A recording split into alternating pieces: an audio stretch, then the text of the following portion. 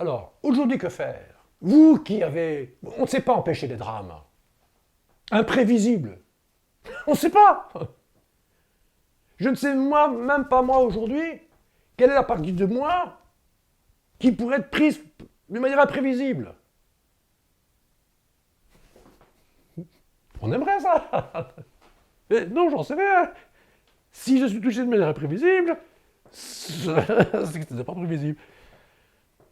Donc, je ne sais pas. Honnêtement, je ne sais pas. Par contre, ce que je sais, c'est que au moment où je suis pris de manière imprévisible par un choc dramatique qui me secoue et qui active un conflit programmant, je sais aujourd'hui comment empêcher mon corps, je vais le dire comme ça, comment empêcher mon corps d'avoir le réflexe archaïque de survie, hérité de l'évolution des espèces antérieures, en essayant de modifier mes organes pour les adapter à un conflit où je n'ai pas de solution. Ça, on rejoint le Dr Hammer, notre organisme réagit en essayant d'adapter notre organisme à un ancien conflit vécu dans le passé et pour lequel aujourd'hui je n'ai pas de solution. Le conflit du poisson, j'ai un conflit de perte de repères, ok, j'ai pas de solution, mon organisme se crée un cancer du collecteur du rein, ça ne me sert à rien d'avoir ce cancer du collecteur du rein, mais mon corps biologique, il réagit instinctivement par réflexe à un programme qui est codé depuis des milliards d'années, parce que je n'ai pas de solution. Lui, il va lire l'ADN rapidement, c'est très rapide, hein, le disque dur de la cellule.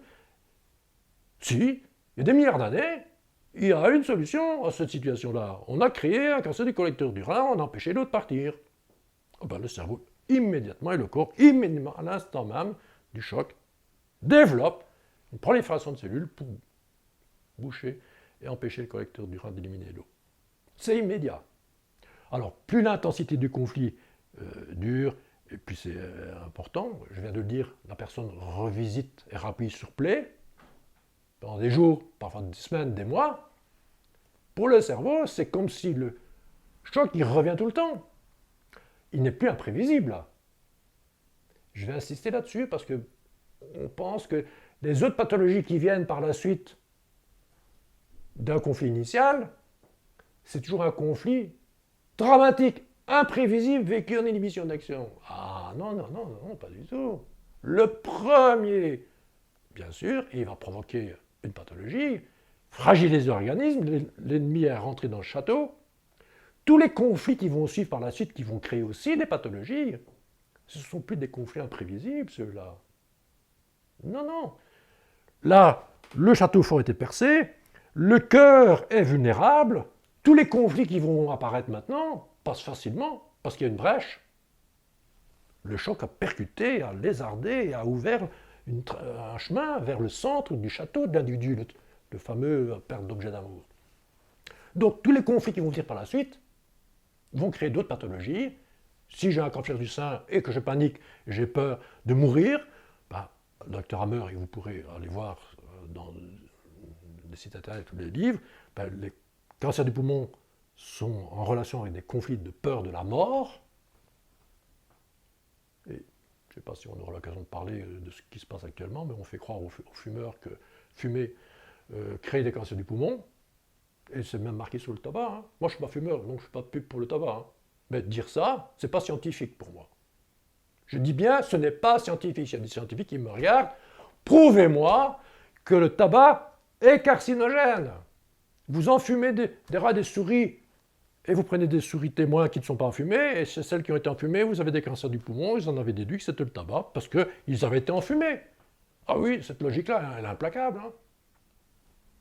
Je ne peux pas contredire ça. Si, si, on n'a pas tenu compte de l'animal.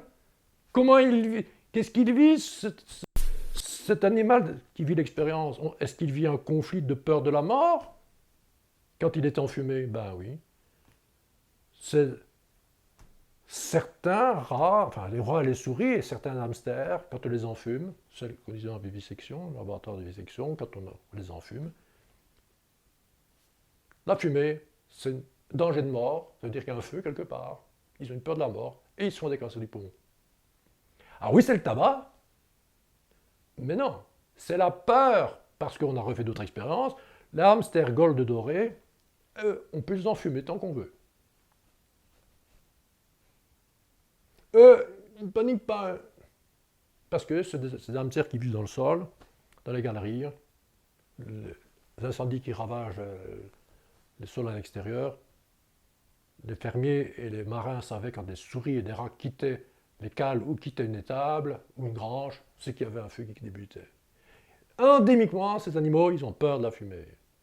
Donc, Hammer a bien montré dans le cerveau que le cancer du poumon, c'est un conflit de peur de la mort, peur d'étouffer. La dernière fois, quand on meurt, ben, on arrête de respirer. Hein. Et donc, des rats, des hamsters gold dorés, qui eux n'ont pas peur de la fumée, de manière endémique, c'est pas. Le codage n'est pas là, le programme n'est pas là, c'est comme le citron, il ne se passe rien. Ah, ils sont pas bien, mais il n'y a pas de cancer du poumon. Donc, alors, est-ce que le cancer du poumon vient du tabac? Non, il y a des non-fumeurs qui ont des cancers du poumon, il y a des gros fumeurs qui n'en auront jamais. Alors, scientifiquement, je suis désolé, mais... Alors, on pourrait dire, oui, mais il y a plus de résistance. Non, c'est bien, et on peut le prouver scientifiquement, c'est bien un conflit de peur de la mort qui crée le cancer du poumon. Et donc, dès que vous avez peur d'un danger de mort par un diagnostic de cancer, immédiatement, vous risquez, par cette vulnérabilité du premier choc, de développer un cancer du poumon parce que votre corps veut améliorer votre poumon parce que vous êtes en danger de ne plus pouvoir respirer. Donc, le protocole, c'est d'améliorer le poumon, de tenter un nouveau prototype pour changer le poumon, pour qu'il puisse être capable de mieux respirer en créant une amélioration dans ce poumon. Alors, bien sûr, ça ne sert à rien de faire ça, dans la réalité. Mais notre corps ne le sait pas. Lui, il réagit avec ses programmes instinctifs parce que nous n'avons pas, en tant qu'être humain, la solution à notre portée. Mais nous l'avons, nous ne le savions pas. Grâce au docteur Hammer, c'est un conflit biologique. Je l'ai expliqué que toute notre vie passe par le sens synesthésique, toutes les émotions sont des sensations. Vouloir corriger ces émotions, agir sur ces émotions, ben c'est utopique parce que ça n'existe pas.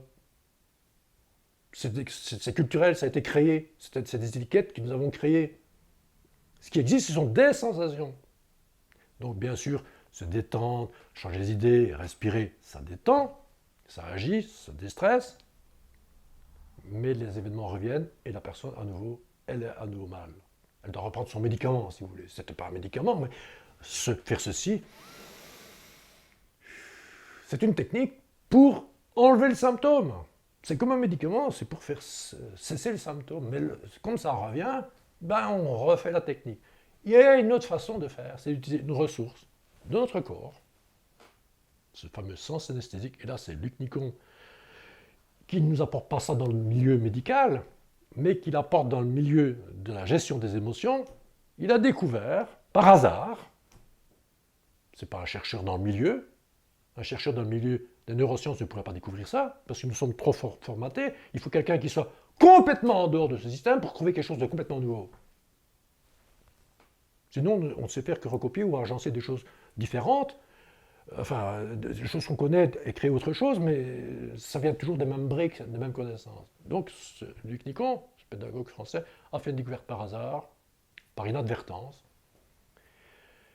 Il a découvert que lorsque nous avons des émotions, ce sont des sensations, et il ne faut pas essayer de vouloir modifier ces émotions ou avoir une technique pour se raisonner, pour la diminuer, simplement ressentir, laisser notre corps, je vais dire comme ça aujourd'hui, laissez votre corps ressentir ce qu'il ressent déjà. Plutôt que de vouloir faire cesser les sensations, ce sont des simples sensations, hein. Pour beaucoup de personnes, si je fais ça, je vais être mal, ça va s'aggraver. Non, non, cette sensation que vous avez toujours eue, depuis toujours, que vous avez des émotions depuis tout petit, ça n'a jamais été dramatique. Hein. Les émotions peuvent être dramatiques, l'imaginaire peut augmenter l'émotionnel. Hein, une griffe dans la voiture, je l'ai dit dans le cancer apprivoisé, une griffe dans une voiture peut créer un cancer chez quelqu'un parce que sa voiture, c'était son objet d'amour. Il ne fallait pas toucher à ça, bordel! Pour lui, c'était impensable que quelqu'un aurait osé faire une griffe dans sa voiture, quoi. Une belle voiture, routillante, faire une griffe, mais non, c'est impensable, ça. Ben oui, il peut se faire un cancer du sein. Par contre, enfin un cancer par rapport à ça, mais la mort de son enfant ou de sa femme ou la perte de son emploi ne va pas nécessairement lui créer un cancer. Donc voilà, il faut faire cette distinction-là.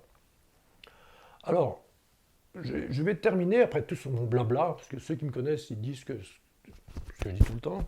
Le renard, quand il parle beaucoup de choses, après il dit que c'est un blabla. Ben oui, c'est un blabla intéressant, mais c'est un blabla quand même. Dans le concret, que faire? Parce que les personnes qui lisent des bouquins, ah, les cancers ont une origine psychique. Ah oui, j'ai bien ce conflit-là. Oui, ben, comment je fais pour solutionner ça, moi? Avec le docteur Hammer, il solutionnait les problèmes comme dans la vie animale. Ben, dans le réel, je l'ai vu, quelqu'un qui avait un cancer du foie, c'est un conflit de manque. C'est pour ça qu'en Afrique, dans certains pays, il y a beaucoup de cancers du foie. C'est parce qu'il y a beaucoup de manque, hein, là c'est au niveau alimentaire.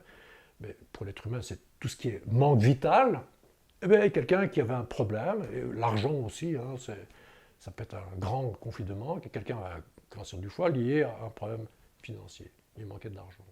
Et Hammer lui demande, il n'y a pas quelqu'un dans la famille qui peut vous donner de l'argent pour solutionner votre conflit, pour que vous puissiez guérir du cancer du foie? Non, personne. Et Hammer a sorti un chèque, combien il vous faut? Attends. Il a signé du montant. Et, voilà. Oh, mais je ne serai pas vous rembourser, pas maintenant. Ah non, n'allez pas me rembourser là. Parce que si vous me remboursez, vous restez là encore quelque part relié à l'événement, qui est la dette. Donc vous avez une autre dette, mais c'est à moi. Ça reste encore un peu latent. Non, non. Je vous l'ai donné, ça ne m'appartient plus. C'est à vous maintenant. C'est difficile à accepter, mais bon. Voilà, c'est radical. Mais certaines personnes, il n'y a pas moyen de solutionner le conflit. Alors ça, c'est plus embêtant. Eh bien, grâce à Luc Nicon, merci à Luc s'il l'entend, mais bon, bien sûr, lui, il ne souhaite pas relier ça avec la pathologie. C'est au niveau des conflits émotionnels et psychologiques, mais puisque tout est synesthésique, bon, un ressenti, bah, pourquoi ne pas utiliser aussi ça lorsque nous vivons des drames? Que ce soit le diagnostic qui fait peur, que ce soit le doute, que ce soit la révolte, pourquoi ça m'arrive, on est révolté contre Dieu, contre la vie, contre les pollueurs, contre ceux qui fument, parce que si j'ai un cancer du poumon, c'est parce qu'il y a du tabagisme passif qui peut créer comme un cancer du poumon, c'est ceux qui ne fument pas. Ah, je suis révolté parce que j'ai un cancer du poumon. Bah, voilà, mais ok, je suis révolté, mais en attendant, le cancer du poumon il est quand même là. Qu'est-ce qu'on peut faire pour que ces émotions qui touchent la biologie ne perturbe plus la biologie?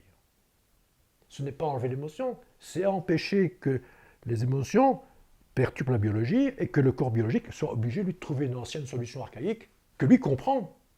Il utilise ses organes, ses cellules, ce qu'il connaît, et il fait avec ça, il construit avec ces briques-là. Le corps ne sait pas construire dans la psychologie, dans l'émotionnel. Lui, il utilise ses cellules, ce qu'il est lui-même, pour trouver une solution. Et il cherche des solutions archaïques qui sont plus adaptées, mais il y en a quand même une, oui. Il y en a quand même une. Il n'est pas 10 minutes de solution. Que faire?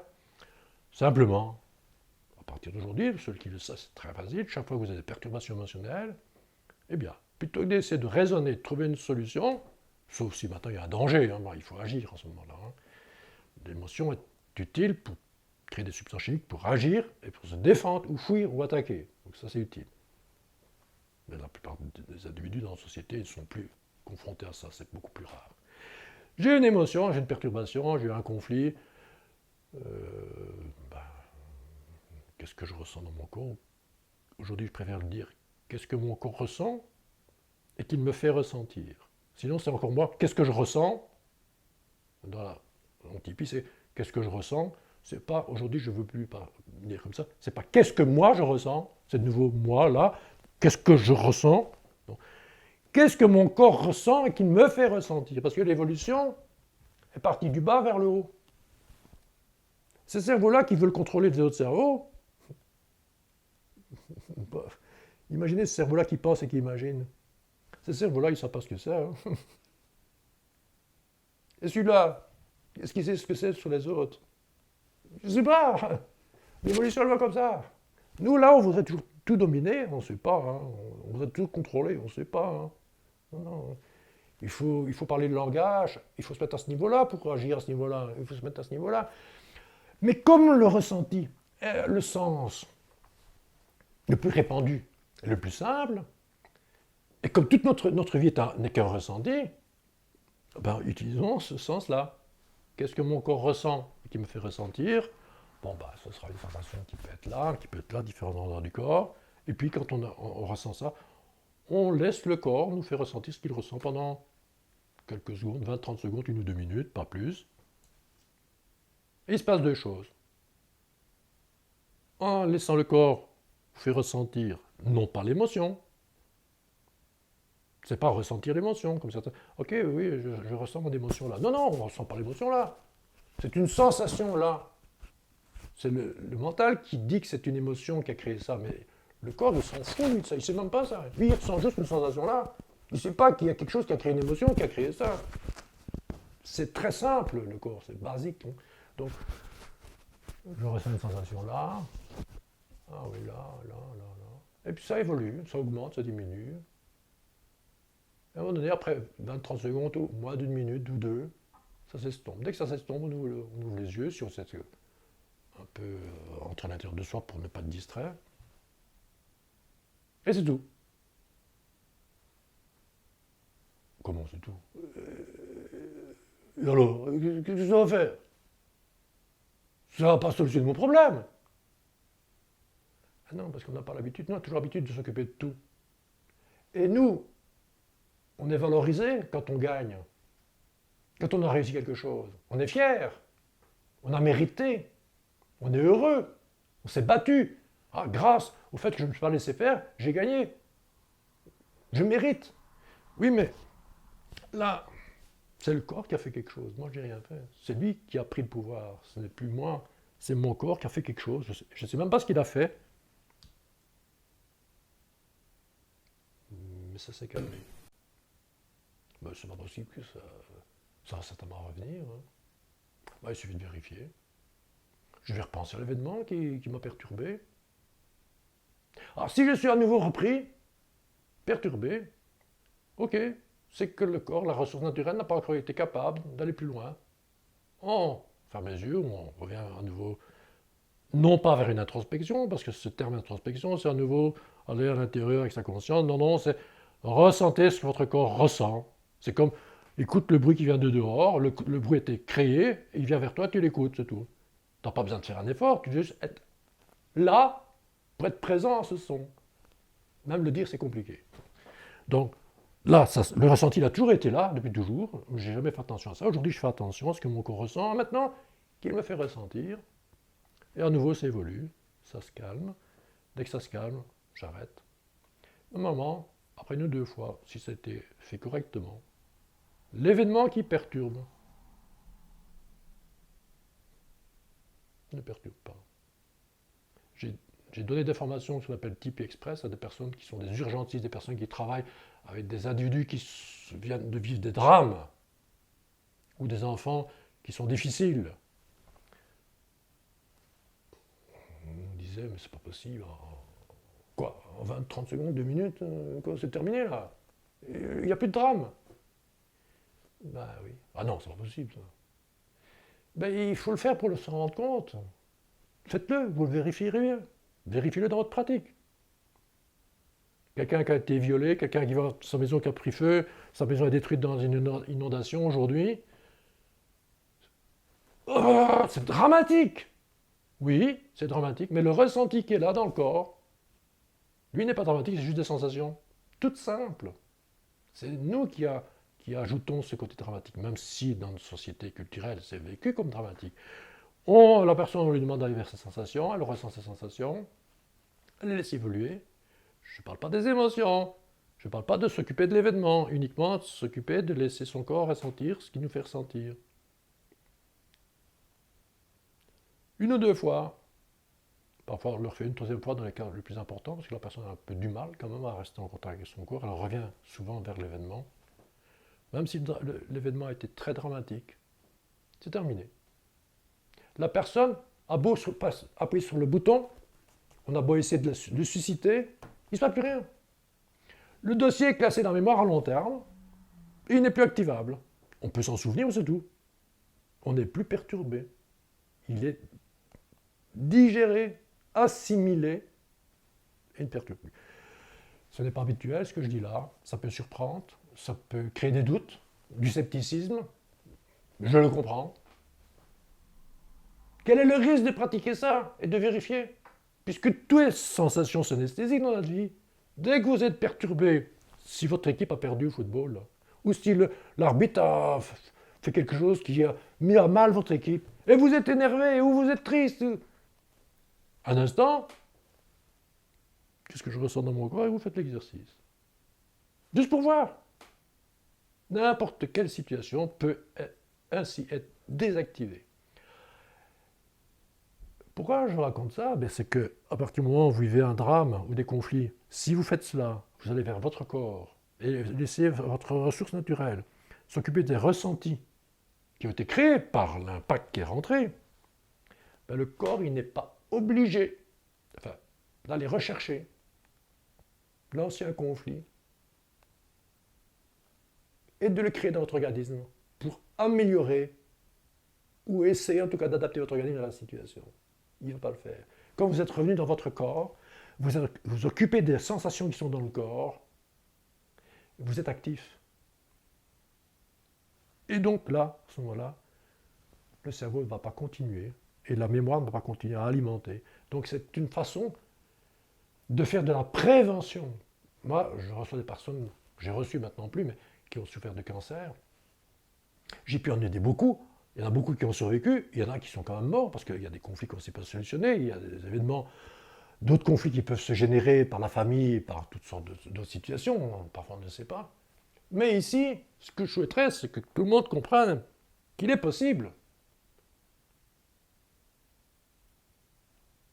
Peu importe où on se trouve, même sur une île déserte, du moment que vous avez une conscience, que vous avez un corps, et vous savez qu'il suffit de ressentir ce qui se passe, pour que vous ne soyez pas submergé par des émotions, par des sensations, ou que votre corps ne soit pas obligé de créer des pathologies, il suffit de faire ça.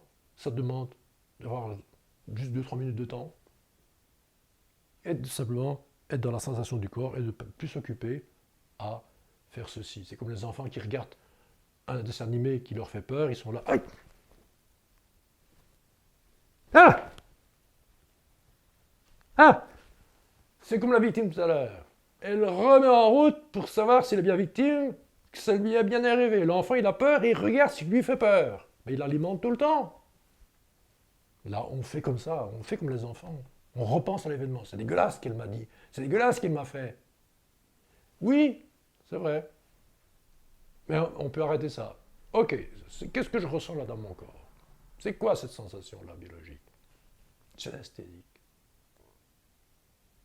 Et je voudrais juste terminer là-dessus, sauf si tu as une autre question, mais de faire très attention quand vous allez ressentir vos sensations, parce que vous allez mettre des étiquettes sur vos sensations, vous avez tendance à dire des mots, alors que les ressentis, vous les ressentez, pas besoin de se dire ce que vous ressentez, mais la plupart des gens le font. Parce que nous, quand on l'explique, on dit qu'est-ce que vous ressentez, c'est où la personne met des mots pour expliquer ce qu'elle ressent, donc du coup, quand elle le fait elle-même, elle se dit elle-même, qu'est-ce que je ressens dans mon corps? Ah oui, je ressens ma gorge, je sens, enfin pas haute voix, mais intellectuellement, mentalement, je sens là, ah oui, là ça sert aussi, là. Pas besoin de se dire ce qu'on ressent, c'est attentif, mais la plupart du temps, les gens le font. Malheureusement, la plupart des personnes vont mettre un vocabulaire sur le ressenti, une étiquette. Par exemple, si c'est là, ah, j'ai du mal à respirer là. Ah oui, je le sens, j'ai du mal à respirer. C'est pas une sensation, ça. Ah si, je veux dire, c'est ça que je ressens. Oui, je comprends. C'est ça que vous ressentez. Pour l'instant, c'est ça que... Vous êtes conscient de ça, et vous interprétez ça, mais c'est pas une sensation, ça. C'est un phénomène qui se passe. Vous dites, j'ai des difficultés à respirer, je manque d'air.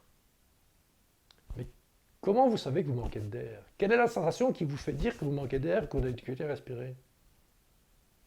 Parce que je le sens bien, que j'ai du mal à respirer. Mais c'est... Alors il faut un peu aider, mais c'est quoi? C'est comment? C'est lourd? C'est lourd? Ou bien c'est étroit? C'est basique, c'est très simple les sensations. C'est lourd, c'est léger, c'est large, c'est étroit, c'est chaud, c'est froid, ça scie, ça brûle. C'est très simple. Dès qu'on commence à rentrer dans des explications, on a tendance à revenir dans des étiquettes, on n'est plus attentif à notre corps, on n'est plus avec lui. On est occupé comme un journaliste qui parle de quelque chose. Donc j'insiste là-dessus, parce qu'il y a des personnes qui disent « ça ne fonctionne pas votre truc là ». Ben oui, parce que pour l'instant, ils sont occupés à faire le journaliste qui se dit ce qui se passe, mais plutôt que de ressentir simplement ce qui est ressenti. Là, c'est un ressenti. Donc c'est comme s'il y a un poids, c'est comme si c'est étroit. Ben, je ressentais juste ça. Ça n'est qu'une sensation de poids. Je n'étais pas occupé à étouffer là. C'est une projection, ça. C'est une peur qui s'ajoute sur ça. Dès qu'on explique à la personne que c'est beaucoup plus simple que ça, et qu'on reste en contact avec le corps, ben cette ressource, on appelle ça une ressource, mais on n'a pas de preuve de cette ressource. C'est comme si je me coupe, et que je continue plus à me couper, on appelle la cicatrisation qui rapproche les tissus et qui recrée l'unité. Quand on a une émotion, on est touché, il y a une blessure, on est coupé, c'est rentré en contact avec nous. Ne plus renourrir l'événement, c'est uniquement ressentir ce qui se passe. C'est comme l'image, je ne continue plus à me couper pour me prouver que je suis bien blessé là. Je ne suis pas occupé à vérifier, ah oui, je suis bien ouvert là. Non, je laisse le corps s'occuper de la cicatrisation. Donc, je ne m'intéresse plus à l'événement qui a créé mon mal-être, à mon émotion. Je ne m'intéresse plus à l'émotion, je m'intéresse à la sensation qui est la base de toute chose de ma vie, parce qu'il n'y a que ce sens-là. Je suis en contact uniquement avec la sensation, et je laisse mon corps me faire ressentir ce qu'il ressent à tout moment, pendant quelques secondes, 1-2 minutes. Et normalement, si la ressource a pu, sans que vous ayez de stratégie, utiliser ce ressenti, tous les événements qui par correspondance sont reliés à cette empreinte sensorielle, à ce type de ressenti, parce que ce n'est pas qu'un endroit, c'est une empreinte, que ça vienne de votre mère, de vie antérieure, de la période fœtale, de c'est encore quoi, comme le corps est le seul de nous, partie de nous qui vit dans l'instant présent, il ne sait pas faire autre chose, lui, que de vivre l'instant. Notre mental, notre imaginaire anticipe un futur ou est toujours dans ce qui s'est passé. Le corps, lui, le malheureux, il ne sait pas faire autrement que d'être dans l'instant présent, dans son ressenti de ce qui se passe à chaque instant. Donc, à ce moment-là, tous les passés, tous les futurs sont reliés. C'est-à-dire que quand je suis dans mon simple ressenti, même si je ne sais pas que ce ressenti est relié à un événement de papa-maman, ou à mon enfance, ma petite enfance, pas besoin de le savoir, ce ressenti est la même empreinte sensorielle, et tous les événements qui y sont associés disparaissent instantanément. Le programmant et le déclenchant n'existent plus. Ça existe dans l'explication temporelle, parce que nous voyons les choses de manière temporelle, temps et espace. Notre corps, lui, tout cela est vécu au même moment. Quand j'imagine mon passé, j'imagine un événement passé, moi je sais que je pense à un événement passé. Mon corps, ce qu'il ressent là maintenant, c'est de maintenant. Il le vit maintenant, c'est pas du passé pour lui. Quand j'ai dit tout à l'heure, il va rechercher mon corps un événement du passé. C'est pour l'expliquer aux personnes qui écoutent, mais le corps, il ne fait pas ça, lui. Le programme, il est dans chaque cellule, il est là maintenant. Il est inscrit là, il est accessible immédiatement, il n'y a pas une recherche dans le passé. Donc, aller rechercher les événements et chercher ce qui s'est passé, c'est intéressant pour la curiosité, pour savoir les origines des événements. J'ai fait ça, j'ai dit dans la vie antérieure, j'ai aidé des patients à chercher dans leur passé, période fœtale, généalogie, etc., etc. Aujourd'hui, je ne fais plus parce que je ne reçois plus, mais depuis tout un temps, je ne fais plus. Pourquoi? Parce que ça ne sert à rien. Les ressentis sont connectés à tous ces événements passés, que vous les connaissiez ou pas. Donc, si chaque fois que vous avez une perturbation, vous êtes dans le ressenti, laissez votre corps cicatriser ça, laissez votre corps digérer. Lorsque vous mangez, votre corps sait comment digérer, on ne doit pas lui expliquer. Le corps, il sait comment faire avec votre ressenti, anesthésie créée par une émotion et un drame. Il sait s'occuper de ça. Comment? Je n'en sais rien. Ce sera peut-être un jour à découvrir. Ce qu'on constate, dans la réalité Moi, en tout cas, depuis plus de 6 ans, je l'ai vérifié, revérifié, et je donne des formations publiques gratuites pour que les gens apprennent à utiliser ceci gratuitement chez eux, parce que cette ressource est accessible chez tout individu. Plus besoin d'être malade, plus nécessaire, perturbé, d'être stressé. Juste ressentir et laisser le corps de s'occuper de ça. Pour ceux qui douteraient, il suffit de vérifier. Il y a plein de vidéos. Il y a une vidéo qui a été faite par Tipeee Humanities. C'est une vidéo qui reprend les éléments des formations gratuites que l'on donne pour expliquer aux individus et monsieur tout le monde comment utiliser cette ressource en faisant ce que je viens d'expliquer. Donc, oui, cette ressource peut servir à plein de choses.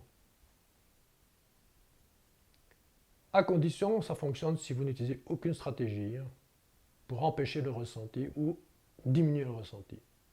Si vous faites alors que vous avez une sensation de poids ici, ou d'être à l'étroit, cette ressource, elle ne fonctionnera pas.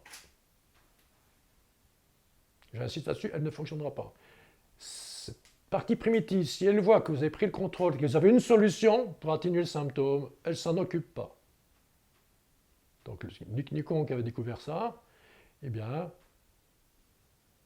on peut le dire aujourd'hui, il y a 4 stratégies, attaque, fuite, immobilité ou ruse. Une chance sur 2 que ça fonctionne. Dans le monde extérieur, oui, il faut utiliser cette stratégie pour survivre, une chance sur 2 plus rapide ou dans le combat, dans l'immobilité ou dans la ruse.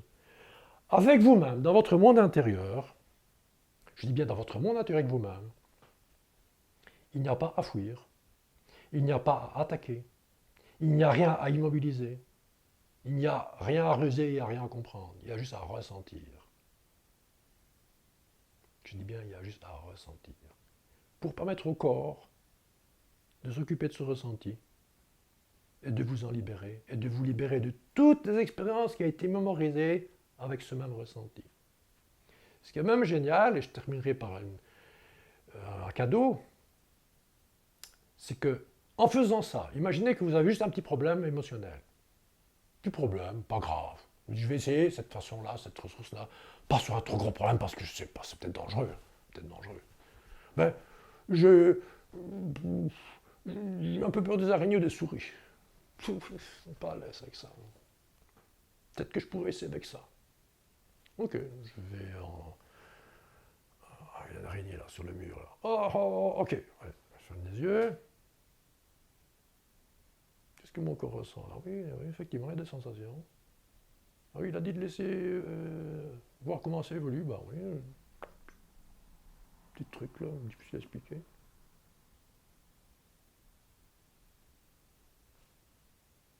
Bon, il ne peut rien maintenant. Qu'est-ce qu'il avait dit de faire? Revoir si c'est toujours actif. Je sais pas.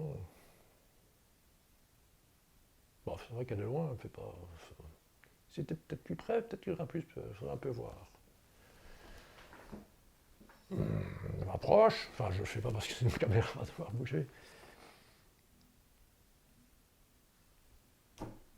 C'est dingue ça.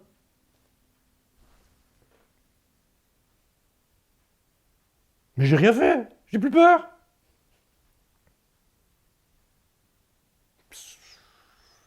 Comment c'est possible? J'ai simplement ressenti des sensations toutes bêtes et j'ai plus peur. Bon, ok, c'est génial. Il est possible, là c'est le cadeau, que les sensations que vous avez eues, ce qu'on appelle l'empreinte sensorielle, donc c'est plusieurs endroits, certaines sensations sont un peu plus fortes, par exemple les poumons, et à d'autres endroits c'est un peu moins fort, mais c'est important aussi de prendre conscience qu'il y a peut-être d'autres endroits. Donc c'est la cartographie, l'empreinte sensorielle, synesthésique. Si vous avez un problème important, et que lors du vécu de ce problème important, les sensations étaient les mêmes, les endroits étaient les mêmes que celui de l'araignée, votre peur de l'araignée, ben, en vous libérant de la peur de l'araignée, grâce aux sensations que vous avez laissé votre corps faire ressentir, ben, ce problème-là a disparu au même moment où vous ne le savez pas encore. il y a peut-être même 2-3 événements qui vont disparaître en même temps, si c'est la même empreinte. Vous ne le saurez que peut-être parce qu'un jour vous allez observer que d'habitude dans cette situation-là, la plupart du temps la personne ne remarquera pas. C'est quelqu'un d'autre qui dira « Tiens, t'es plus le même, toi d'habitude tu réagis comme ça, comme ça. Comment ça? Je réagissais comme ça moi avant. » Ben oui. Ce dossier est classé dans la mémoire à long terme que la personne elle-même a du mal à se souvenir qu'elle était comme ça. Il n'y a aucun effort à faire, et j'insiste là-dessus. Juste savoir qu'on a tout en nous. Ça, il y en a des philosophies qui le disent. Mais ça a été interprété, on a tout en nous. Énergétique, spirituel, l'âme, l'intuition, etc. On a tout en nous. Mais on ne pensait pas que c'était le corps, l'élément le plus simple, qui avait la ressource. On pensait en nous, c'était nous, l'ego, l'individu. Non, non, non. C'est la partie la plus simple de nous. Le plus simple d'esprit, je dirais, parce que là, c'est tout simple, tout ça. Ben, bien plus près que le bout de notre nez, dit une certaine tradition, c'est bien plus près que le bout de notre nez ce qu'on cherche. La solution, ben oui, imaginez ce ressenti-là. Est-ce qu'il n'est pas plus près que le bout de ton nez? Ben, oui, il est partout, il est bien plus près que le bout de notre nez. Donc, ces philosophies-là ne sont pas mystiques, ne sont pas réservées à une élite. C'est des évidences. Elles parlent d'évidence, mais ça a été méconnu ou mal traduit. C'est beaucoup plus près que le bout de ton nez, parce que c'est le corps qui a la solution grâce à ce sens-là. C'est pour ça que ces êtres, ils parlent tout le temps, ceci est mon corps, ceci est mon sang. Parce qu'ils essaient de faire comprendre que les solutions, elles sont dans notre corps, et pas là. Dans le monde extérieur, oui, notre cerveau, il peut solutionner les choses, et on a besoin de comprendre les choses pour les solutionner et pour survivre. Dans notre monde intérieur, les problèmes que nous avons une fois que c'est rentré à l'intérieur de nous, c'est à nous à utiliser le ressenti. Et si maintenant on doit changer quelque chose parce qu'il y a un danger qui a créé des émotions, qui m'a perturbé, je vais dans mon ressenti, je suis bien plus perturbé, je vais être capable de trouver des solutions plus facilement, avec une nouvelle créativité, que de créer dans l'urgence et dans le stress. On peut trouver des solutions dans l'urgence et dans le stress, mais ces créations, malheureusement, ce ne sont pas des vraies nouvelles créations. Les vraies nouvelles créations viennent quand l'individu, il est comme un simple enfant, innocent, avec des sensations de bien-être, où il n'y a pas de stress. Et l'individu ne regarde l'événement avec un autre œil, et il va percevoir une solution qui est toute simple, mais auquel on ne pensait pas parce qu'on pensait qu'il fallait faire des efforts. Aujourd'hui, je dis à tout le monde, il n'y a pas d'effort à faire dans la vie. Si on fait des efforts, il y a quelque chose qu'on n'a pas encore saisi dans la fluidité de la vie, dans les mouvements de la vie, c'est qu'il y a quelque chose, malheureusement, qui n'est pas fluide. J'avais dit que j'allais terminer. Si j'ai encore un petit bonus, je voudrais parler du prise lâcher. Est-ce que c'est possible? Pourquoi? Parce qu'on demande beaucoup, lâche prise, laisse couler, parce que je parlais à l'instant, laisser couler, d'être fluide. Beaucoup de personnes aujourd'hui, il y a des livres qui ont été écrits, on parle beaucoup de lâcher prise, et beaucoup de personnes vivent l'instant présent, dans l'acceptation et le lâcher prise. C'est une philosophie, paraît-il, orientale. Vivre l'événement dans l'acceptation, dans l'instant présent, et dans le lâcher-prise. Non, non, la philosophie orientale, c'est pas ça du tout. Ce sont des Occidentaux qui ont observé la philosophie orientale et qui ont décodé qu'il y avait des phases là-dedans qui sont temps présent, acceptation, lâcher-prise. J'insiste là-dessus. C'est de nouveau le mandingue qui a pris une philosophie entière, globale, et qui en a fait un découpage et qui a décrété bah, il faut faire ça, ça et ça. J'ai lâché un objet, il vient de tomber, il s'est cassé. La réalité, dans l'instant présent, je l'ai lâché, il est tombé, il est cassé. Acceptation, ben oui, parce que d'habitude, oh, merde, j'aurais dû faire attention, merde, on est dans le déni tout de suite. Hein. On voudrait éviter ce qu'on vient de faire. Mais non, la réalité, elle est là. Donc, acceptation de la réalité. Oui. Ok, ça, on peut encore comprendre. Après, lâche prise, fais le deuil. Mais bon, on m'a quand même violé. J'ai quand même perdu mon enfant. On m'a quand même licencié. Euh, T'as facile à dire, toi. Hein, vous avez facile, vous autres. Hein, ça se fait pas comme ça. On voit bien que c'est pas vous qui l'avez vécu. Bah oui, c'est vrai ça. C'est pas nous qui le vivons. La personne, elle le vit. Et elle se dit, elle vous dit, mais c'est pas si facile, j'y arrive pas. Je veux bien essayer, moi. Peut-être que vous avez vécu, vous dites, oh oui, mais vous lâchez prise. Vous êtes zen. Ah, moi, je suis zen. Ah ben moi, je sais pas faire ça. Vous avez mis combien de temps pour faire ça? Ouais, effectivement, ça a pris du temps. Hein. Ah bah ouais, mais bon. Vous me demandez de faire ça là maintenant. Vous avez mis 20 ans et 15 ans, et moi je devrais le faire dans 30 secondes, dans 2 minutes là. C'est pas possible ça. Non. Il faut arrêter de penser comme ça. Le lâcher prise, heureusement que c'est un mot composé, il m'aide. Il n'y a pas lâcher prise. Il n'y a pas lâcher prise. Cette philosophie, c'est une philosophie occidentale. Il y a un ennemi, un emmerdeur. Je veux qu'il me lâche. Lâche-moi, laisse-moi tranquille. Ne te colle plus à moi. Sors de ma tête. Libérez-moi de ça. Oui, je ne dis pas qu'on va faire ça. Hein. C'est sûr que quand on n'a rien d'autre, ben, faut utiliser ce qu'on a. Mais aujourd'hui, on a autre chose. Et cette autre chose, je vous le partage. Tout ça n'est plus nécessaire si vous le souhaitez, bien plus simple que ça. Et je l'ai appelé aujourd'hui le prise lâcher. Pourquoi? Parce que quand vous êtes... Alors, imagine que tu me dises, tu es sympa, et tu me dis, Léon, tout à l'heure, j'irai faire la vaisselle dans ton évier. Non, tu me dis, tu as de la vaisselle dans ton évier, Léon? Oui. Tu as de la vaisselle? Non, je n'ai pas de la vaisselle, j'utilise pas ça. Ok, ben je viendrai faire ta vaisselle. Oh ben c'est gentil ça. Ben, je dis, mais écoute, si tu la commences, tu la fais totalement. Ah oui, moi je la fais totalement, je mettrai en ordre, tu me diras, il faudra la mettre. Ok. Donc tu vas la faire à 100%. Mais il faut qu'il y ait une vaisselle dans l'évier. Pour que tu puisses faire la vaisselle, il faut qu'il y en ait une. Pour lâcher prise, il faut qu'il y ait une prise. Maintenant, imagine, voilà. Ici, c'est 0% de prise. On voit mon doigt, hein. Et là, c'est 100% de prise. Imagine que l'événement, il monte, 80, 85, non, ça s'approche de moi, non, je vais réduire ça. J'arrive à réduire ça. Je n'ai plus que 30% de prise. 40, allez, je vais lâcher là. Je lâche. Pourquoi ça revient? Parce que la prise n'a pas été vécue à 100%.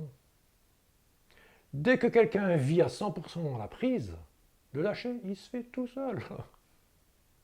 Non mais, c'est pas miraculeux, hein, ce sont des lois. Dès que midi est arrivé au sommet, c'est fini midi, hein, ça décroît. Hein. Dès que minuit est arrivé, c'est fini. La vie, c'est des ondes. Dès qu'on est arrivé au sommet de sa compétence, ben, ceux qui savent ça, ben, commence notre incompétence. Hein. Toutes les civilisations qui sont arrivées au sommet de leur évolution, malheureux de dire ça, hein, mais si vous êtes perturbé, vous savez que, allez dans votre ressenti, si vous avez des peurs par rapport à ça, c'est que tout d'un coup, ben, quoi? Ben oui, ben, on le voit dans l'histoire, hein, tous les grands empires sont écroulés, il y a des pans de l'histoire qu'on ne connaît pas, on n'en parle pas, mais tout ce qui naît, croît et décroît. Moi, j'ai 76 ans, je décroît là. Je suis plus dans ma croissance. Hein. Le plus, il n'est pas toujours plus. La vie, c'est plus, et puis ça retombe vers le moins, le manque, la perte, et puis ça recommence. Donc, j'ai peur de la prise. Parce que ça me fait, c'est douloureux. Mais de quelle prise on parlait? Une prise, c'est un contact. Donc si maintenant vous avez compris, je suppose, avant que je vous le dise, hein, ben le ressenti, le sens anesthésique, ben dès que quelqu'un a mal, et il veut lâcher prise, parce qu'il sent qu'il est perturbé émotionnellement, ne faites plus ça.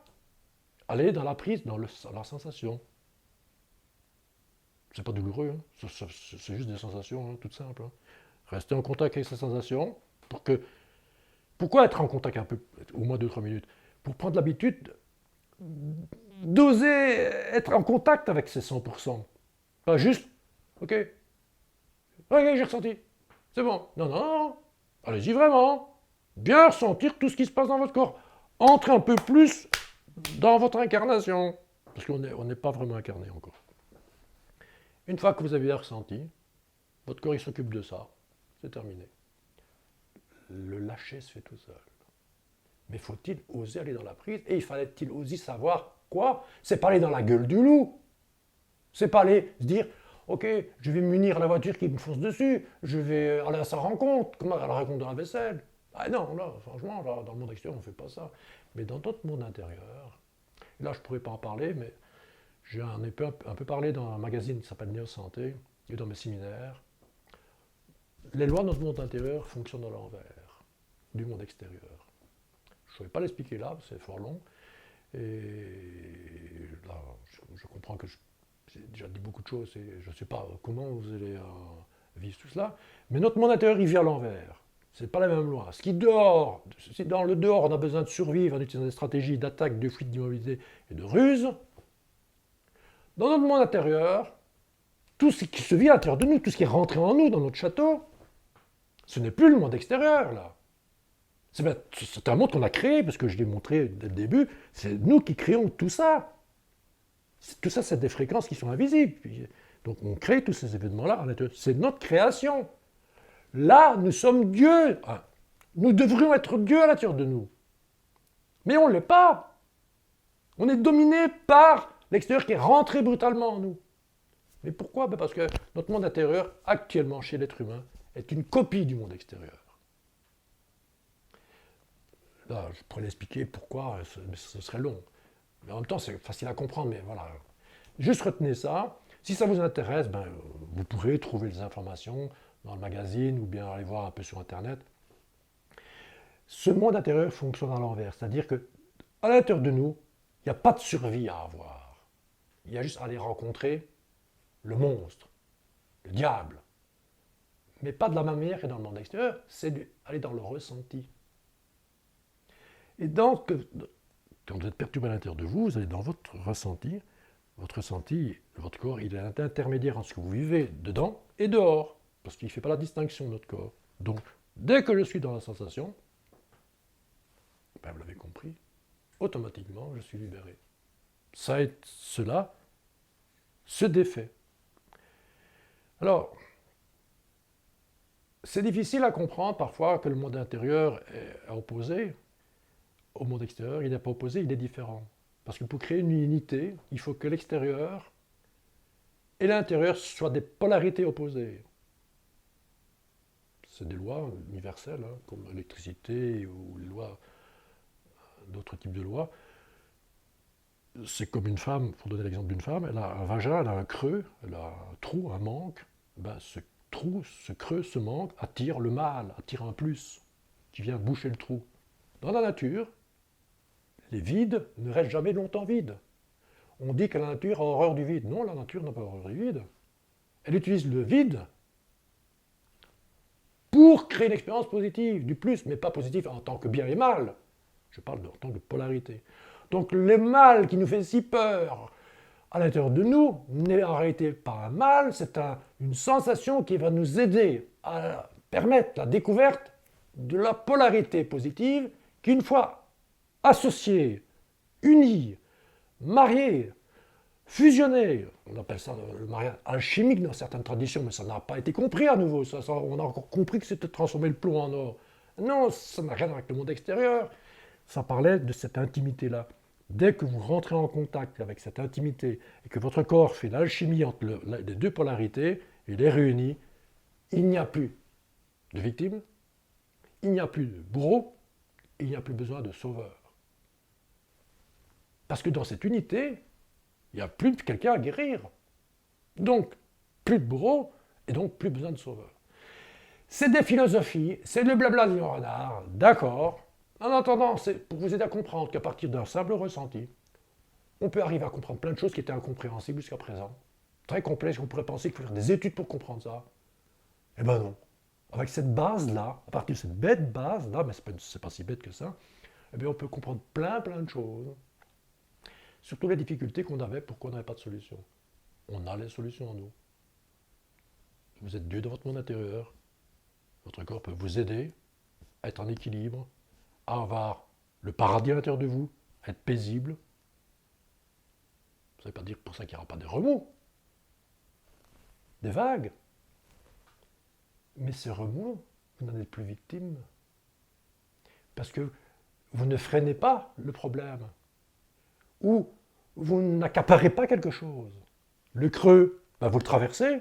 Regardez, quand on est dans un creux, l'être humain, je ne sais pas parler, je ne sais pas marcher. Ok, ben, je vois que les autres font quelque chose, donc je vais imiter. L'enfant, il imite, il est maladroit, il essaie d'atteindre le positif, marcher, parler.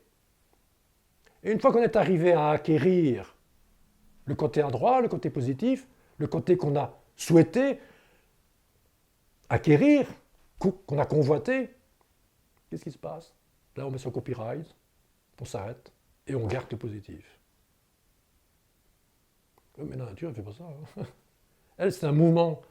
Le mouvement de la vie, qui est un mouvement tout le temps comme ça, vous a aidé, à partir du négatif, à aller vers l'expérience et de vivre le positif, le côté adroit, positif. Et puis après, la vie, qu'est-ce qu'elle fait? Elle redescend. Elle vous ramène vers le négatif. Pas mal. L'expérience polarisée. Mais là, qu'est-ce qu'on fait?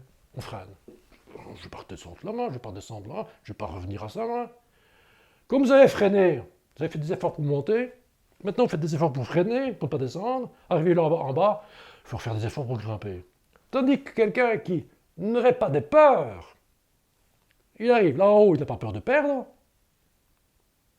Qu'est-ce qu'il fait? Il se laisse descendre, c'est comme un enfant sur le toboggan. Ouah! Là, il remonte, il n'y a plus que ça avant d'atteindre le sommet. Et puis à un moment donné, si l'individu, pour revenir à la fluidité, il commence à fonctionner comme ça, de plus en plus vite. Vous rencontrez les blancs et les noirs, imaginez des blancs et des noirs sur la route. Si vous êtes au ralenti, vous les rencontrez. Blancs, noirs. Si vous les étudiez, ça va prendre du temps. Maintenant, traversez-les en voiture. Vous n'aurez même plus le temps de les voir. Pourtant, vous les avez quand même rencontrés. Donc la vie, positive ou négative, elle n'est pas le positif à accaparer, à vouloir conserver, comme la société fait. Il faut conserver, regardez, on ne sait jamais. Mais tout le monde fait ça. Vous dites, mais Léonard, vous êtes inconscient, là. Vous êtes inconscient. Vous devez prévoir votre futur. Ah non, on ne fonctionne pas comme ça. On ne fonctionne pas dans cette peur du futur. On vit l'instant présent. Là, on vit intensément. Penser à un futur que je ne sais même pas si je serai là, à protéger, pour moi, aujourd'hui, c'est une drôle de façon de penser, quoi, de vie. Enfin, aujourd'hui, je dis bien. Donc, à partir du moment où vous êtes là-dedans, vous ne vivez plus votre vie de la même manière. Vous vivez chaque instant intensément. Et les peurs,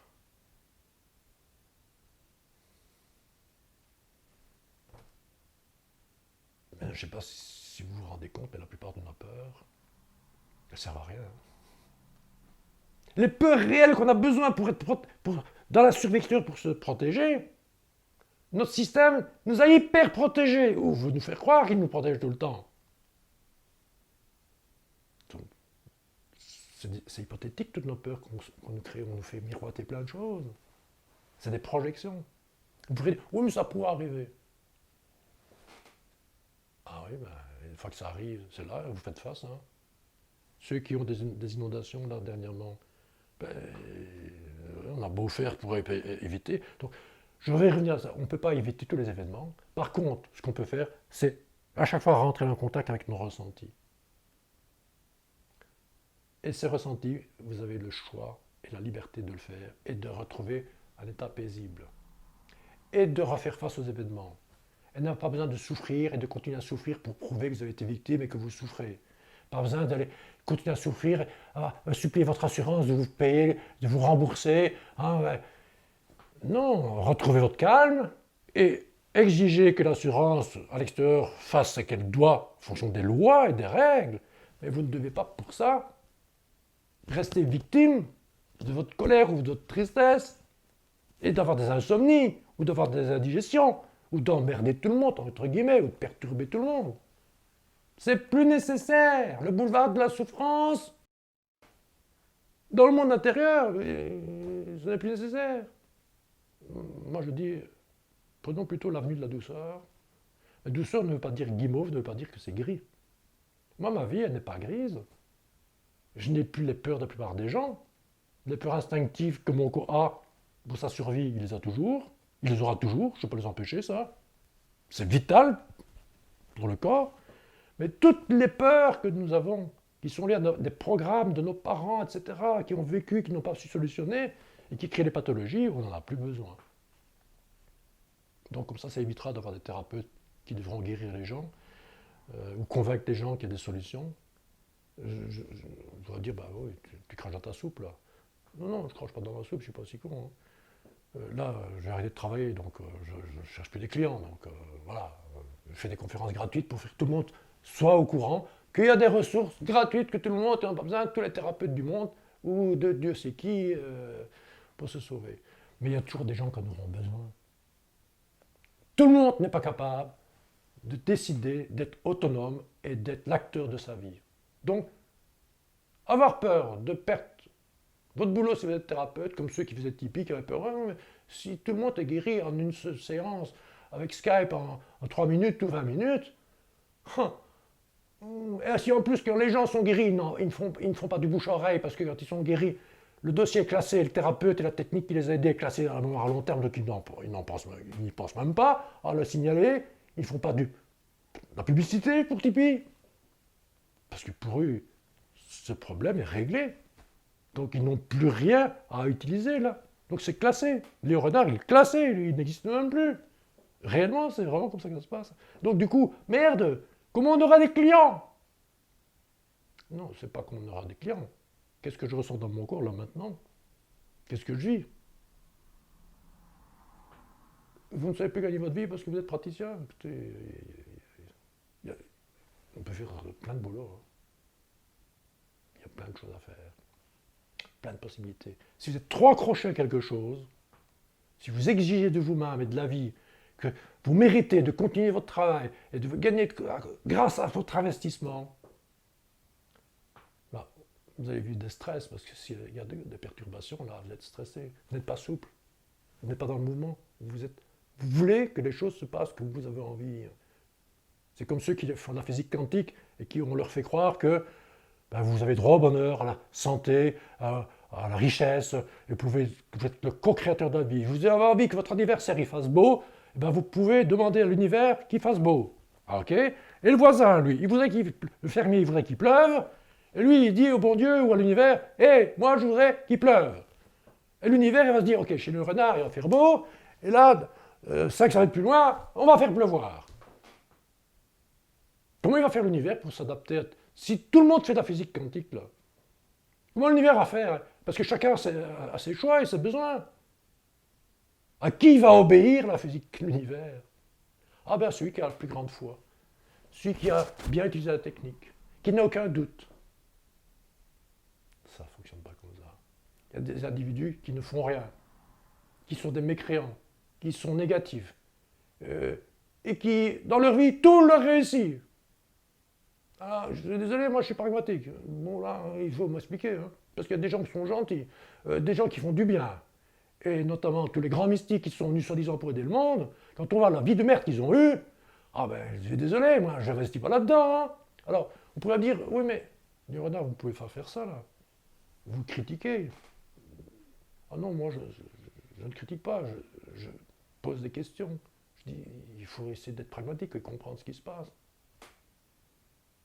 Moi, je sais que les événements vécus avant la naissance ou pendant la gestation influencent les événements que l'individu va vivre le reste de sa vie. On appelle ça le projet sens, pour ceux qui connaissent.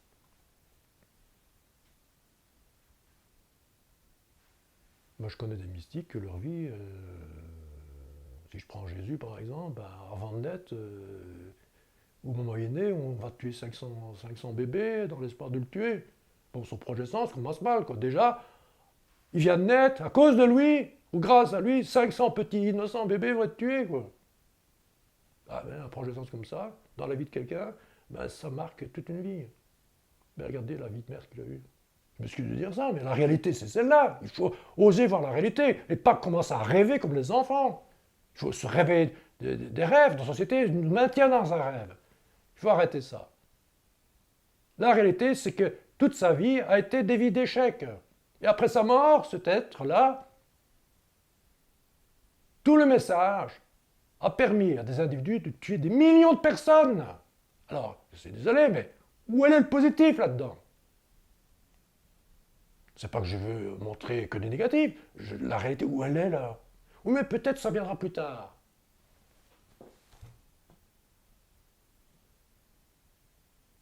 Je peux admettre que quelqu'un ait une philosophie comme ça, peut-être que ça viendra plus tard. En attendant, dans la réalité, il y a des gens qui meurent et qui en souffrent. Le boulevard de la souffrance, moi, je ne suis pas d'accord. Je préfère utiliser ce que vous expliqué, et maintenant, c'est juste quelque chose que je partage. Je n'impose pas ce que je viens de dire. C'est un partage. Je l'ai dit tout à l'heure, je suis comme un fleuriste. J'ai des fleurs, j'ai d'autres choses que des fleurs, parce que moi, je ne fais pas que vendre rien que des fleurs. J'ai un petit truc là où je vends d'autres choses, des petites bricoles. Là, j'ai même une tarte que j'ai fait ce matin. Celui qui en veut, j'ai une bonne tarte que j'ai fait ce matin, etc. Voilà, j'offre ça. Vous prenez, vous ne prenez pas. Quelqu'un qui voudrait maintenant me dire, Léonard, on va t'attaquer, on n'est pas d'accord avec toi, on va aller sur Internet et dire que tout ce que tu racontes là, c'est des conneries, c'est très dangereux, tu mets en danger les indus en faisant croire ça. Mais ce ne sont que des informations que je partage, hein, et des mots. Hein.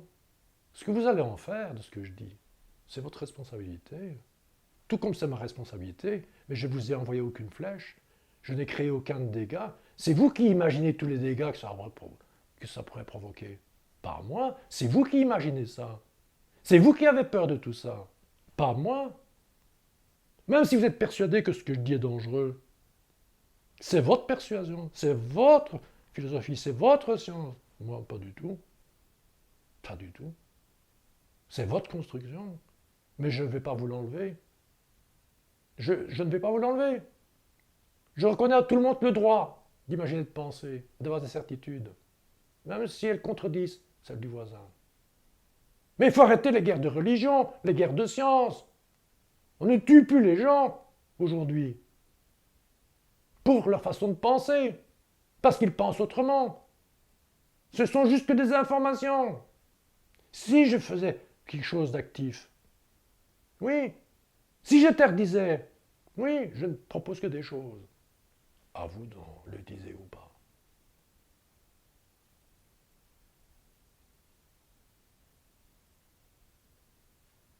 Ceci clôt cet enregistrement.